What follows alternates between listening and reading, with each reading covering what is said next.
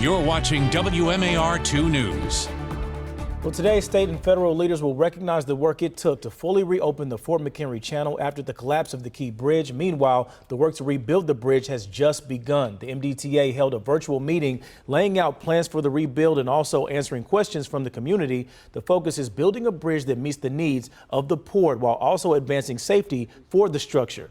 Questions about who's going to fund the project were brought up in that meeting. Initial estimates for the rebuild cost upwards to $1.7 billion.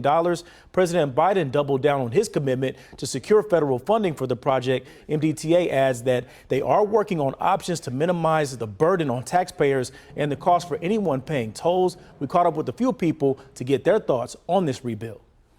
You know, just some sort of, I guess, balance of something that looks nice, but then also pays a homage to the original design as well. Like, I have a member that comes to the gym, and that was a significantly, shorter commute, and now going through the tunnel or going through 695, it's completely different. I actually did have a truck driver pull over, and he had asked me about the bridge, wondering why it was out.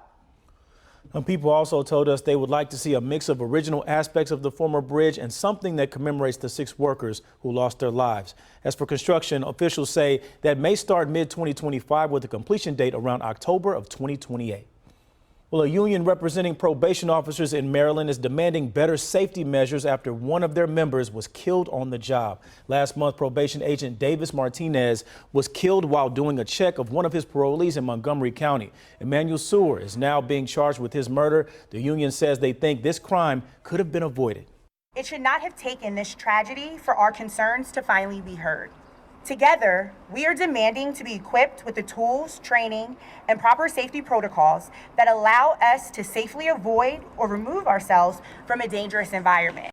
Now, the union is also demanding clear emergency procedures in the case of being in a crisis and proper staffing. We reached out to the Department of Public Safety and Correctional Services for a comment. They said they have taken action to reassess and enhance current policies and practices, focusing on things like home visits, front lobby security presence, and an upgrade in safety equipment.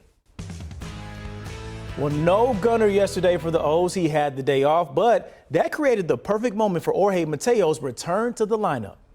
He can do that. And Mateo gets a hanging breaking ball out in the air to left center and gone. Oh, he can do it all. His first at bat back off the injury list, and he smashes a baseball into the Birds. The O's jumped out 3-0 with that hit and never looked back. They added another run with a hit by Austin Hayes, who had 3 hits on the night. Defense did the rest. The O's shut out the Braves at Camden Yards for their 5th win in a row. The Birds will try to make it 6 tonight. First pitch is at 6:35. And Caesar, that home run weather is holding up out there.